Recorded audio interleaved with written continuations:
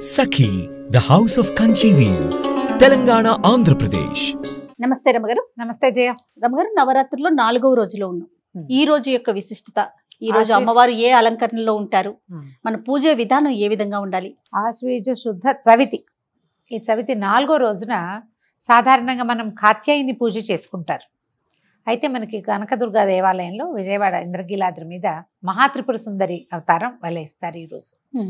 ఈ మహాత్రిపుర సుందరి అంటే అమ్మవారు అటు ఇటు సచామర రమావాణి సవిదక్షిణ సేవిత శివకామేశ్వరాంకస్థ శివ స్వాధీన వల్లభ ఈ స్వరూపాల్లో కనపడుతుంది. లలితాదేవి అనగానే మామూలుగా మనం ఎక్కడ కనపడతారు, ఏదైనా ఫోటోలో చూసేసరికి పరమేశ్వరుడు పడుకుని ఉన్నట్టు, ఆయన ఆయన అంకం మీద తొడల మీద ముళ్ళో అమ్మవారు కూర్చుని ఉన్నట్టు, అది కూడా ఏమిటి ఇట్లా స్థిమితమైన రూపంతో పాశాంకుశాలు ధరించి, తర్వాత ఏమో చెరుకు విల్లు ధరించి, పుష్పబాణాలు ధరించి స్థిమితమైన ప్రశాంతమైన స్వరూపంతో కనిపిస్తుంది. చతుర్భుజిగా కనపడుతుంది అమ్మవారు.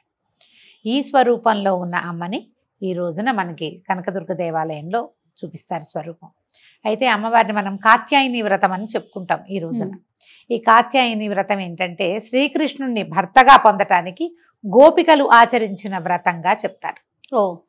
ఈ చతుర్థి నాడు మన త్రిపుర సుందరి అవతారమైనా వేసుకోవచ్చు, చెప్పుకోవచ్చు అమ్మవారిని, లేదా కాత్యాయనిగా కూడా చెప్పుకోవచ్చు.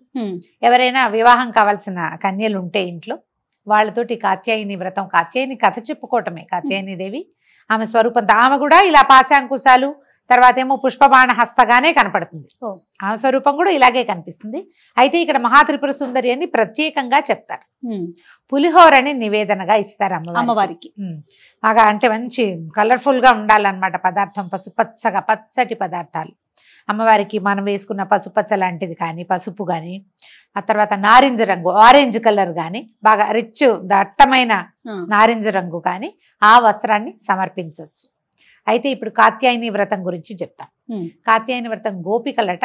ఈ గోపకులంలో పుట్టిన ప్రతి కన్య శ్రీకృష్ణుడినే భర్తగా కావాలని కోరుకునే వాళ్ళట. ఈ భర్తగా కావాలి అంటే ఇది ఒక గోపిక కృష్ణుడు, ఒక స్త్రీ ఒక పురుషుడుగా చూడకూడదు.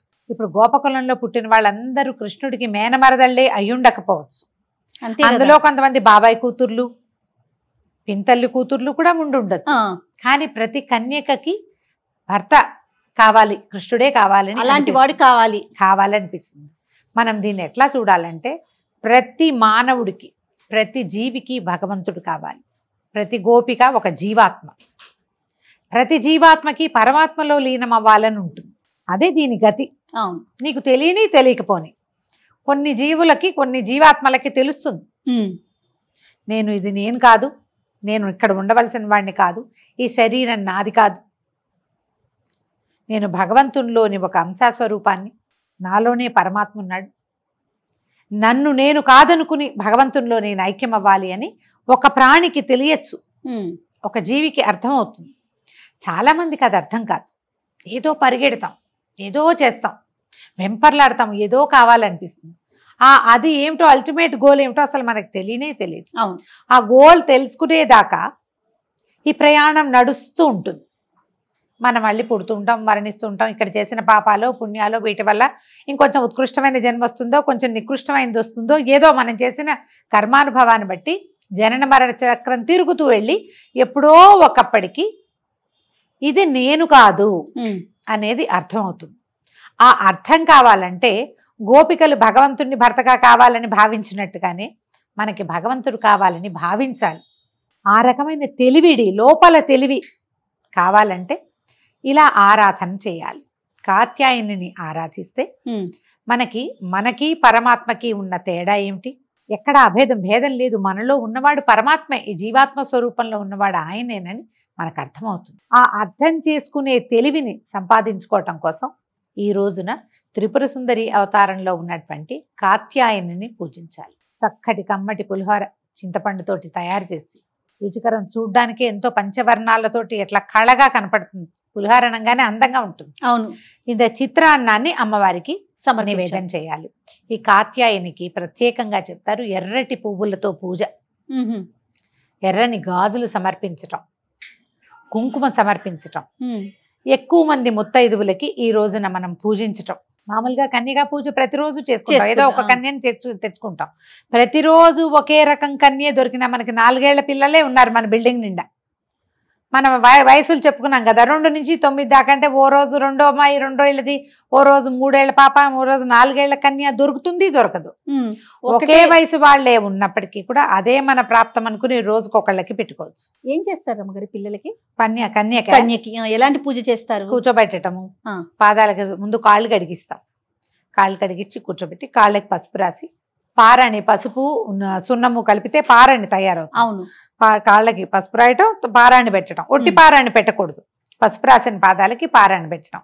తర్వాత కుంకుమ, తర్వాత కాటుక, బుగ్గన ఒక చుక్క, తర్వాత తల ముడవటం, జుట్టు ఉంటే చక్కగా దుబ్బి కాసిన పువ్వులు పెట్టడం. అమ్మవారిని అలంకరించడమే ఇది. అలంకారం అయిన తర్వాత ఒక పీట మీద చక్కగా పొద్దుగా కూర్చోబెట్టి ఏదైనా తినడానికి పెట్టడం. మనం ఆ రోజు అంటే ఇది అమ్మవారికి నివేదన చేసిన ప్రసాదము పెట్టచ్చు, లేదా వీళ్ళకే భోగం ప్రత్యేకంగా తయారు చేసుకోవచ్చు. చేసి చక్కగా ఒక విస్తరి వేసి ఏదో ఒక పదార్థం చేయకూడదమ్మా. ఎప్పుడు కూడా 4 పదార్థాలు మనకు విస్తరి కళగా కనపడాలి. పిల్లలు చేయి విడిచి తీసుకునేలాగా చేయాలి. వాళ్ళకి నచ్చిన పదార్థం ఏదైనా. మన పక్కింట్లోనే ఒక పాపాయి ఉందనుకోండి, తనకి ఏమి ఇష్టము, కొంతమంది పిల్లలు బంగాళదుంపలు ఇష్టం, బంగాళదుంపల కూర, అన్నము, చారు, పెరుగు, కాస్త ఏదైనా తీపి పదార్థం. వాళ్ళు అవేమి తినరు, ఏదో ఉప్మా లాంటివి తింటారు, పులిహారే తింటారు పిల్లలు. చాలా మంది పులిహార కనపడుతుంటే పులిహారే తింటామంటారు. పులిహారతో పాటు ఒక పులిహార పెట్టకుండా దాంతో ఏదైనా తీపి పదార్థము, ఒక చిన్న బిళ్ళ పెరుగు, అన్నము, ఇలాంటివి తినిపించడం. ఆహారం తీసుకున్న తర్వాత చక్కగా మళ్ళీ బొట్టు పెట్టి బట్టలు పెట్టడం. ఏదైనా అలంకరణ సామాగ్రి ఉంటే సాధారణంగా ముందు అలంకరణ సామాగ్రి అన్నీ ఇచ్చి అప్పుడు భోజనం పెడతాం. ఆ తర్వాత తాంబూలం ఇచ్చాక కొంతమంది ఇష్టపడతారు, ఇష్టపడరు, కానీ హారతి ఇస్తే చాలా మంచిది పిల్లలకి. ఏ కన్యకైతే మనం పూజ చేసుకుందాం అనుకున్నామో, కన్యా పూజన చేస్తాం కదా, ఆమెకు ఒక హారతి ఇచ్చి తర్వాత ఆమె చేతికి అక్షింతలు ఇచ్చి అక్షింతలు వేయించుకోవాలి పిల్లతో. ఆ కన్యకతోటి మనం అప్పుడు కుమారి స్వరూపం, ఆవిడే బాలా స్వరూపంగా పెట్టుకున్నాం కదా, ఈ బాలా స్వరూపానికి నమస్కారం చేసుకుని తదుపరి జన్మల్లో అయినా నాకు భగవంతుడిని చేరే దారి, నీ దగ్గరికి వచ్చేసే దారి చూపించమని. ఇప్పుడు దసరా ఏ పండగల్లో అయినా కూడా మనకు దేవతార్చన ప్రధానాంశంగా ఉంటుంది. ఏ పండుగ అయినా వండుకోవటం తినడమే మన జీవితోధ్యాయం అయినప్పటికీ ఖచ్చితంగా దైవారాధన ఉంటుంది. ప్రతి దైవారాధనలోనూ మనం సాధారణంగా ఏం చేస్తాం, ఏదో కోరికలు, మా పిల్లలు పైకి రావాలి, మా ఆయన వృద్ధిలోకి రావాలి, మా వ్యాపారం పెరగాలి, నాకే బంగారం కావాలి, బట్టలు కావాలి, ఇల్లు కావాలి, వాకిలు కావాలి, ఫారిన్ ట్రిప్ కావాలి, ఏవో అడుగుతాం జయ. అవునండి, ఇవే వస్తూ ఉంటాయి. అవును. అయితే పండగలకి మనం ఎప్పుడైనా సరే ఈ రోజుల్లో ఇది కోరితే వస్తుంది అలాంటివి చెప్పం. ఇది ఇప్పుడు చేయాల్సింది అంతే. కోరికలతో సంబంధం లేకుండా నువ్వు కోరుకుంటావంటే ఎక్కడ ఏది కోరుతావో నీకు లభించాల్సింది లభిస్తుంది అంతే.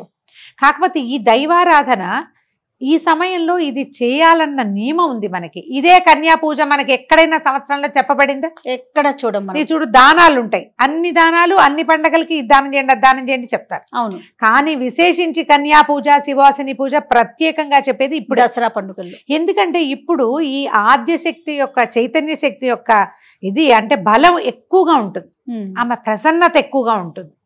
ఇప్పుడు ఈ ప్రసన్నత అంతా ఎందుకు మనకి? మనం ఏదో ఈ చిన్న చిన్నవి మనకు కావాల్సిన మెటీరియలిస్టిక్ థింగ్స్ సంపాదించుకోవటము, తాత్కాలికమైన ప్రయోజనాలు ఇచ్చేది కాదు, శాశ్వతమైన ప్రయోజనాన్ని ఇవ్వగలిగే శక్తి ఉన్న రోజులు కాబట్టే ఈ నవరాత్రులు ప్రత్యేకంగా చెప్తారు. ఒక నవరాత్రి కాదు, మనకి 4 నవరాత్రులు ఉన్నాయి. 2 మనం ప్రఖ్యాతంగా చేస్తాం.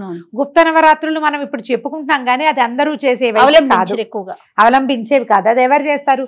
కేవలము ఆ మంత్రోపాసనం ఉన్నవాళ్ళు మాత్రమే. మనకు అసలు అక్కర్లా అవి. ఈ ప్రఖ్యాత 2 నవరాత్రుల్లోనూ చైత్ర నవరాత్రుల్లో మనం విశేషించి చేసేది ఏం లేదు. అవునండి, గుళ్ళల్లో చేస్తారు, ఇళ్లలో చేసేది ఏమీ ఉండదు. మా రామాయణం చదువుకోండి, మనమే రామాయణం చదువుకోండి అని చెప్తూ ఉంటాం, కానీ మనం చేయలేం మన చిన్నప్పుడు. కానీ మన చిన్నప్పుడు కాదు, మన తాతల నాటి నుంచి దసరా 10 రోజులు చేయటం ఉన్నది. ఈ 10 రోజుల్లోనే ఈ ఆద్యశక్తి అయిన చైతన్యము ఉత్తేజితంగా ఉంటుంది. ఈ ఉత్తేజితంగా ఉన్న శక్తిని మనం ముట్టుకుంటే, ఇప్పుడు ఏదైనా ఒకటి రెడీగా ఉన్నదాన్ని పట్టుకుంటే ఎంత సులువు. ఆ రెడీగా ఉండే శక్తి ఈ రోజుల్లో ఉంది కాబట్టి ఇప్పుడు ఇది చెప్పబడింది. కాబట్టి చక్కగా ఈ 10 రోజులు చేయగలిగినంత దైవారాధన చేయండి, ఉండగలిగినంత ప్రసన్నంగా ఉండండి, ఉండగలిగినంత ప్రశాంతంగా ఉండండి. ఎంత ప్రార్థన చేస్తే అంత అంత. ఫలితం లభిస్తుంది. ఈ ఫలితం అంటే నీకు కావాల్సినవే కాదు, నీకు రావాల్సినవి ఏవేవో ఉంటాయి. అది కదా అవన్నీ ప్రధానం వస్తాయి. కదా రమ్మగారు. అంతే, మనకు కావాల్సిందే కాదు కదా, రావాల్సింది important. రావాలి కదా. అది తప్పకుండా వస్తుంది. కాబట్టి ఈ రకంగా లలితా త్రిపుర సుందరి స్వరూపంలో ఉన్న మహాత్రిపుర సుందరిని ఆరాధన చేయండి. కన్యలు ఉంటే గనక, అంటే అవివాహిత కన్యలు మన ఇంట్లో ఉంటే వాళ్ళతోటి ఈ రోజున కాత్యాయని స్వరూపాన్ని ధ్యానించుకుని లలిత అష్టోత్తరం చదువుకోవచ్చు. ఏదైనా మనకు కావలసిన స్తోత్రాన్ని చదవగలిగినంత చిన్న స్తోత్రాన్ని అయినా చదువుకుని అమ్మవారిని అర్చించండి. ఈ రోజున మనం వడపప్పు పానకం రోజు పెడతాం. పళ్ళు ఫలాలు నివేదన చేయండి, పులిహోర నివేదన చేయండి. ప్రధానంగా పులిహోర నివేదన చేస్తే మంచిది. ఈ నవరాత్రులు, శరన్నవరాత్రులు మొత్తం మీద కూడా పలానా ఆలయం దర్శించుకుంటే చాలా, అంటే దర్శించుకోవాలి అలా అనుకునేటువంటి ఆలయాలు ఏమన్నా ఉన్నాయా? ఏ అమ్మవారి ఆలయాన్ని దర్శించినా మంచిదే జయ.